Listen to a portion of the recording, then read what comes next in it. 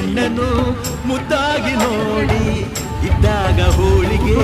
ತಿನ್ನುತ್ತ ಹಾಡಿ ಕಣ್ಣಲ್ಲಿ ಕಂಬನಿ ಮುದ್ದಾಗಿ ಮಾಡಿ ಸಲಹೋ ಅಳಿಮಯ್ಯ ರಾಮನಿಗೂ ಮೇಲು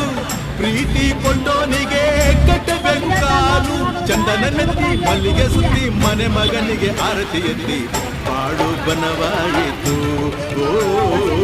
ഇരുಳು ಬೆಳಕಾಯಿತು ದೀಪಾವಳಿ ದೀಪಾವಳಿ ಗೋವಿಂದ ಲೀಲಾವಳಿ ಅಡಿಯ ಮಗನಾದನು ಮಾವ ಮಗುವಾದನು ತಾನ ತಂದಾನ